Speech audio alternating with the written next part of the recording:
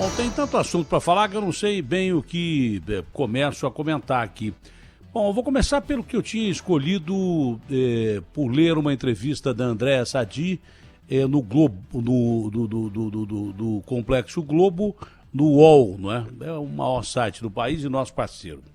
Bom, achei a entrevista simplesmente sensacional, como acho a Andréa simplesmente sensacional. Vendo a Thaís e a Bruna falarem agora, eu chego à conclusão de que, graças a Deus, mais uma vez as mulheres estão ocupando mais postos em campo de trabalho, inclusive do jornalismo, do que ocupavam antigamente, com uma capacidade imensa. A gente já sempre ouviu falar de grandes jornalistas. Eu era fã, por exemplo, da Belisa Ribeiro, que é mãe do Gabriel Pensador, muita gente não sabe disso. Sandra Passarinho, enfim, tantas repórteres de qualidade, comentaristas de qualidade e tal, mas que perdiam no mercado de trabalho, como perdem até hoje, nesse injusto mercado de trabalho, que é muito mais machista do que deveria ser. Essa é a grande verdade. Mas a Andréa Sadi representa hoje um dos grandes nomes, não só da Rede Globo de televisão, mas do jornalismo político. Ela é muito bem informada, ela fala muito bem, ela tem uma desenvoltura muito legal. Eu não sabia da história de vida dela, li no UOL e achei legal, achei bacana, achei uma entrevista palatável para você acordar o dia e começar a ler. Outra coisa que eu, aliás, destaco no UOL, é legal esse negócio que eles estão falando, que eu já vinha falando faz tempo, que ao invés de número de mortos, você deveria divulgar o número de vivos, né? De sobreviventes da Covid, porque dá muito mais vontade de você acordar e ter um dia bacana.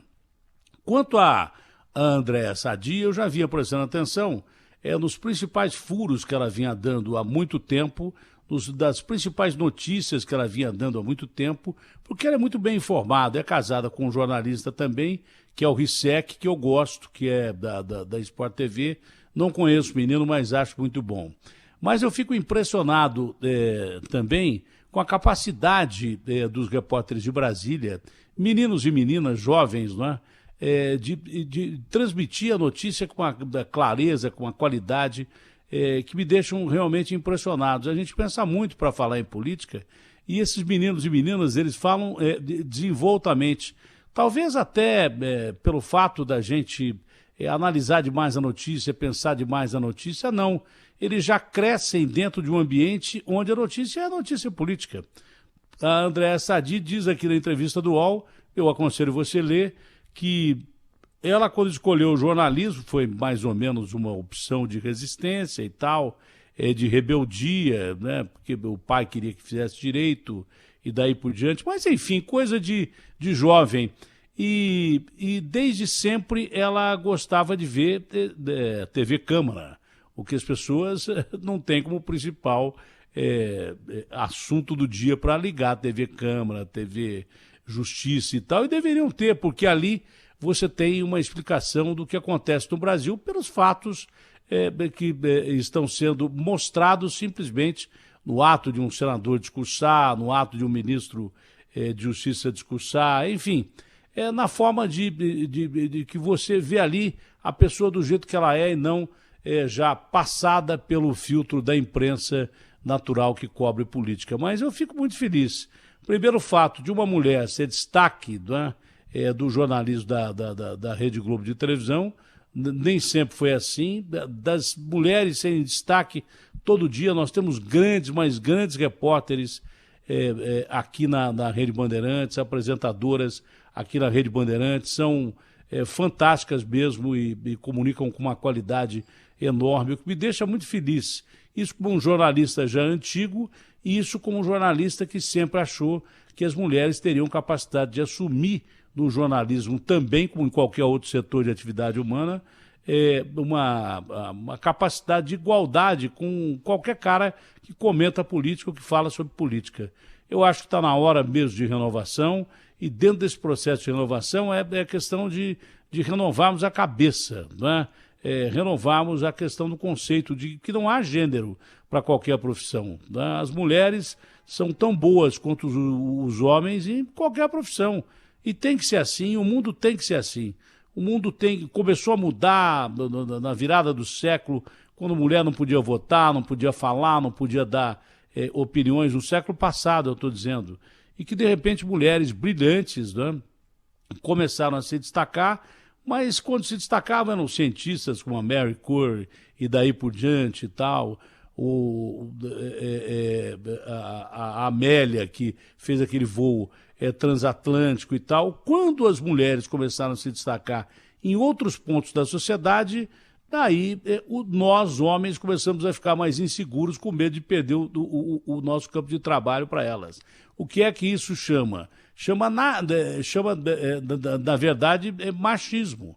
Tá? Então, não tem. Achei tão bacana a entrevista, fiquei tão feliz, uma jovem, 33 anos, uma moça com uma capacidade enorme de falar. Eu já tinha falado com as nossas repórteres aqui, que eu fico impressionado com a capacidade que as nossas repórteres têm de passar notícia, de comentar notícia mais objetivamente. São excepcionais comentaristas, são excepcionais apresentadoras e são excepcionais repórteres também. Eu fico obcecado pela forma com que essas meninas e também meninos lá de Brasília transmitem a notícia com uma facilidade da gente entender, sem vício de linguagem, sem muita perda de tempo. Bacana, achei isso muito legal, achei isso excepcional. Observar que agora a grande imprensa começa a reconhecer nessas meninas, também meninos, mas nessas meninas, eu digo também meninos, porque ainda o nosso meio de trabalho é muito machista, como qualquer outro meio de trabalho. Não quer dizer que não é, porque é, entendeu? Mas isso está mudando, graças a Deus, está mudando para melhor. E eu fico muito feliz que o rádio está se renovando, que a televisão está se renovando, que a rede social está se renovando, que de repente a comunicação está tomando ares novos e isso nos faz realmente muito bem, né? Então, parabéns, Andréia, parabéns a quem fez a entrevista, não vi, sinceramente não vi, tomara que tenha sido uma mulher, não vi, porque vi muito rapidamente a entrevista, fiz uma leitura dinâmica, é até nome de programa, acho que é da TV Cultura, sei lá de onde é esse leitura dinâmica, mas é um nome muito legal, porque é mais ou menos isso que a gente faz hoje em dia. Como o tempo é muito curto, a gente lê rapidamente, né? E tomara que quem tenha dado o nome de leitura dinâmica, onde quer que seja esse programa, seja uma mulher também. Achei bacana, bacana mesmo. Olha, é uma dica para você ler agora de manhã. Está no UOL, está na capa do UOL. Andréa Sadi, achei muito bacana. E como ela, na esteira que ela vem ocupando agora, tem repórteres excepcionais. Aqui no Grupo Bandeirantes tem repórteres magníficas, né? Desde as que estão há mais tempo no ar, como a Sônia Blota, que vem de uma geração de jornalistas, até os repórteres novos, até as repórteres novas que nós temos no meio. Uma delas acabou de falar aí, a Bruninha. Você vê com que desenvoltura, com que facilidade ela apresenta um tema, né? Conversando com a Thaís, que já é uma jornalista mais experiente, mas conversa no mesmo nível. E a gente tem, obviamente, confiança de que do outro lado é tipo jogar bola. Não é? O Messi dá bola para um cara bom, a bola volta legal. Dá bola para um cara, volta quadrada. Então é mesmo mais ou menos assim. Você tem certeza que você pode falar sobre qualquer assunto, que o assunto volta legal para você. É o caso também de um menino, de um jovem. Eu estou falando que há jornalistas jovens importantes e que vão ser, com certeza, os melhores jornalistas do rádio e da TV. O Felipe Garrafa é um fenômeno, no meu ponto de vista, como repórter, como produtor, como apresentador. Esse menino vai longe também. A renovação é necessária, eu acho isso muito bacana e fico muito feliz que isso aconteça. Pena que o jovem tenha tão pouco campo de trabalho hoje em dia no Brasil, afinal, não só os jovens, mas pessoas de mais idade, pessoas de média idade, não tem campo de trabalho no Brasil faz tempo. O ano passado foi o pior período que nós tivemos da nossa história em termos de recessão econômica, foi o pior período de números no Brasil, foi onde mais gente morreu de fome. Até agora eu tentei fazer um levantamento, ninguém fez esse levantamento de quantas pessoas morreram e morreram de fome o ano passado, porque devem ter morrido, se foi o pior ano da história que nós tivemos no campo de trabalho brasileiro. Foi o que aconteceu com o mundo lá na década de 30 com o crack da Bolsa de Nova York. Morria gente de fome todo dia, a todo momento, a toda hora. Doenças, né, que são criadas pela falta do cara ter o que comer. O cara não tem nutrientes, aquela história de saco vazio, não para em pé e morre muita gente. Nós criamos isso agora durante essa patologia, durante essa pandemia, que a gente está matando muita gente de fome, porque quebramos o trabalho que essas pessoas tinham, e para essas pessoas se reajustarem ao campo de trabalho vai ser difícil. Outra coisa que me chamou a atenção, eu desde pequenininho, eu tinha um orgulho muito grande, quando eu morava em Ribeirão Preto, de falar que, olha, a USP de Ribeirão Preto é a melhor faculdade que tem no país, melhor faculdade de medicina que tem no país e tal. Tenho grandes amigos formados pela USP, 2 deles, um você conhece muito pouco, mas que é um gênio, que é meu amigo Zé Bernardes, e o outro você conhece muito bem, que é o meu amigo Sócrates, né? Que está entre nós de uma certa forma definitiva. Você que acredita em Deus como eu, acha que ele está ao nosso lado, porque eu acredito numa próxima vida. Se você não acha, acredita na ciência. O Sócrates é o Sócrates, foi o Sócrates como um jogador maravilhoso com quem eu tive a oportunidade de jogar bola durante algum tempo. Jogar não, né? Eu entrava em campo, ele dava dribles em mim, fazia gols e até tirava sarro. Mas tive a oportunidade de conviver com o Sócrates em várias etapas da vida do Magrão, como jogador de futebol, depois participando da imprensa, a gente tinha programa juntos.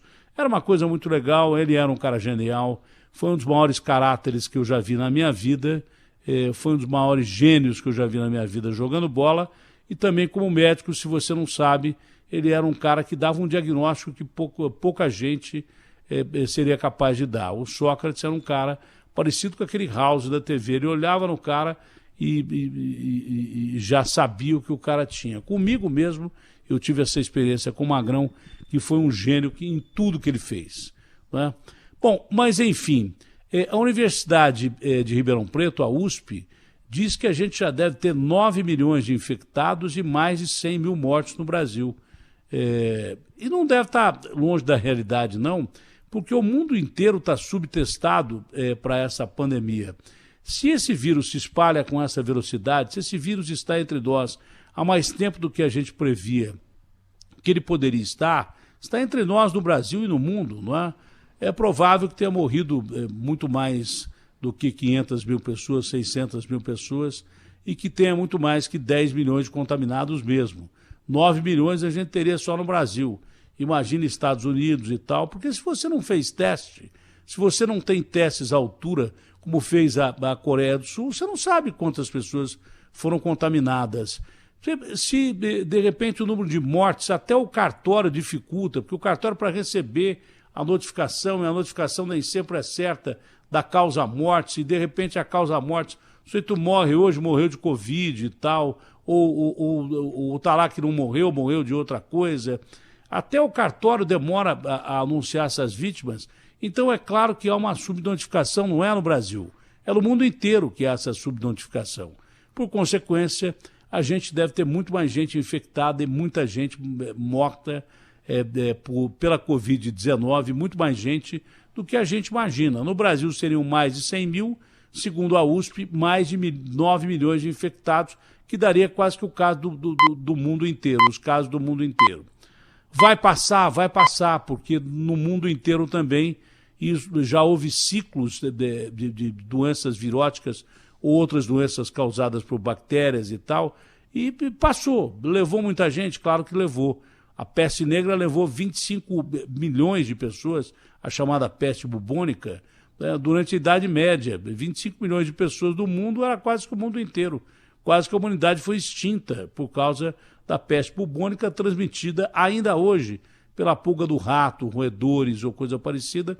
Se você não sabia, até hoje, 2.000 pessoas morrem por ano de peste negra. É um negócio que faz parte da história, ficou lá atrás, entendeu? Até hoje, até semana passada, foram divulgados novos casos entre a fronteira da Mongólia e a Rússia, né? Novos casos de peste negra, de pessoas que foram infectadas e morreram, e ela mata muito rápido. Acho que É um negócio assim terrível. Acho não.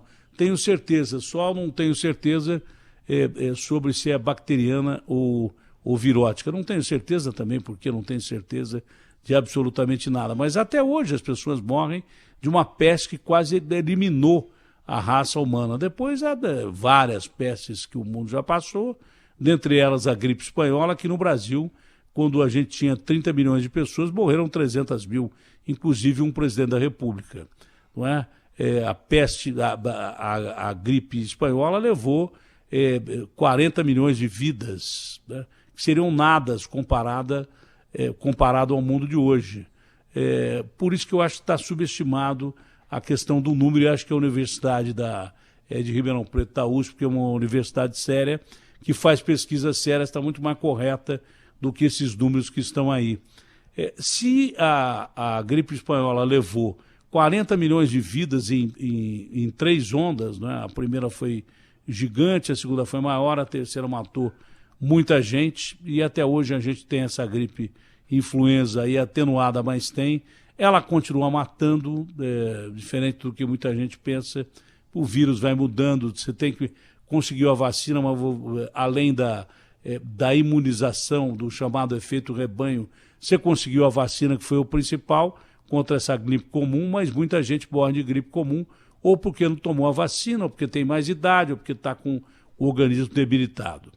Para essa gripe de agora, para essa chamada Covid-19, a nossa grande esperança é a vacina. A gente vai falar com alguém da Fiocruz hoje, no programa de hoje teremos uma entrevista com alguém da Fiocruz, vamos falar sobre a vacina. É legal a gente ficar ligado nisso, porque todas essas pestes e epidemias, pandemias que o mundo passou lá atrás, os caras não tinham um meio para combater essas pandemias que nós temos hoje, que é o meio científico muito avançado. Né? Não houve isso. Então, o vírus completou o seu ciclo, as pessoas foram imunizadas de uma maneira que seriam mesmo, depois de determinado tempo, o organismo aprende a fabricar anticorpos, reconhecer que o bicho que entra dentro do seu corpo não é natural ao seu corpo. O bicho mata a gente assim. Ele tem formas de enganar as nossas células para você achar que, de repente, ele faz parte do seu corpo. Coitadinhas das nossas células. O cara é legal, deixa o cara entrar. Abre a porta, ele vai lá, entra nas suas células e acaba com você e mata milhões de pessoas. Então, com o tempo, a gente vai aprendendo, porque o nosso organismo não é bobão, pelo contrário, é um super sobrevivente. O organismo humano sobreviveu à extinção de várias espécies e continua aqui.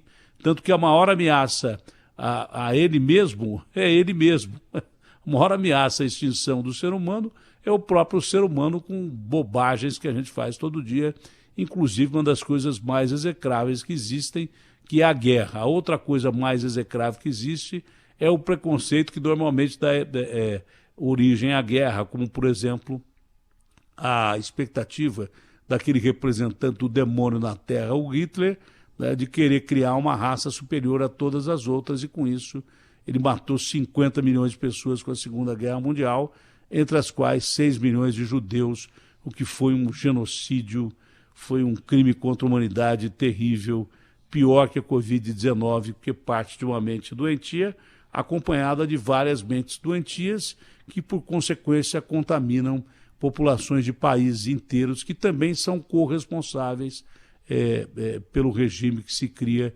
dentro do país. Infelizmente é assim que acontece. Por isso que nós temos que tomar cuidado e ficar de orelha em pé. Não ouvir qualquer mané, porque de repente qualquer mané faz a sua cabeça, você vai atrás do cara e depois acaba participando de um crime coletivo, que você fica isento, porque vira turba, e turba não tem realmente um comando central. A turba ela vai acabando com todo mundo, como se fosse a coisa mais comum, que todo mundo pensasse do mesmo jeito, mesmo que de um jeito errado, e que exterminasse pessoas sob bandeiras absurdas e canalhas como o nazifascismo. Enfim, nós estamos diante de uma nova realidade?